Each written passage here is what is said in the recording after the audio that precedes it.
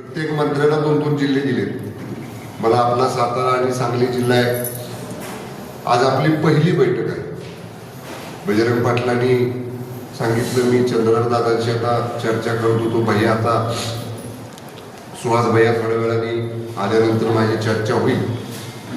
मुळात तर सुरुवातीला आपली भूमिका आहे की महायुतीचा प्रयत्न आपण या ठिकाणी करणार आहे.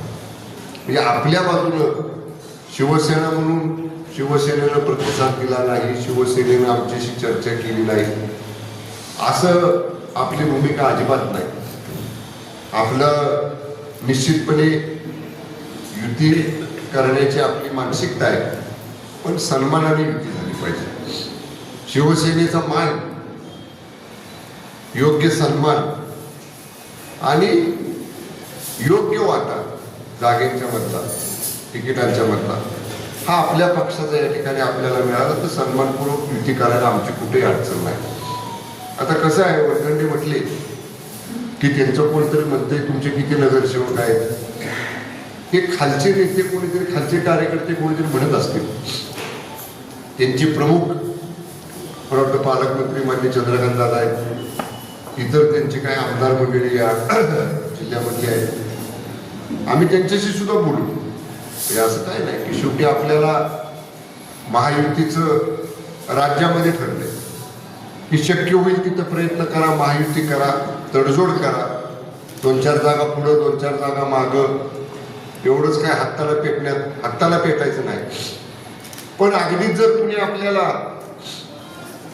तुच्छ लेखत असेल मग तुमचे किती नगरसेवक असतात जसं वनखंडे म्हटले तसं, तर मग शेवटी आपण सुद्धा आपल्या पक्षाची भूमिका घेऊन या ठिकाणी पुढे जाणार आहे.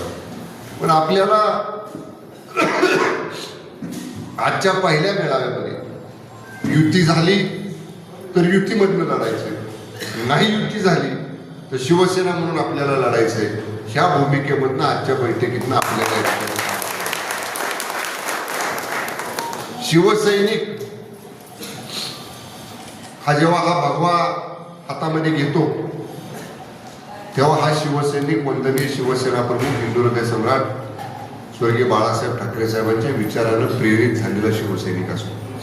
काय होतं पूर्वी जेव्हा मुंबईमध्ये ठाण्याची महानगरपालिका पहिल्यांदा वंदनीय बाळासाहेब ठाकरे साहेबांनी त्याच्यावरती भगवा झेंडा फडकवला.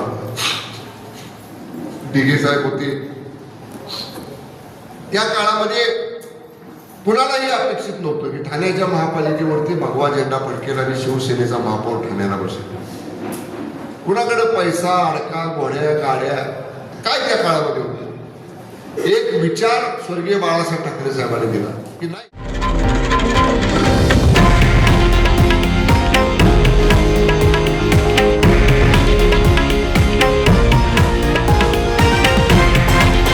हे आहे देशातील नंबर 1 न्यूज नेटवर्क आणि आपण पाहत आहात TV9 मराठी, एकमेव.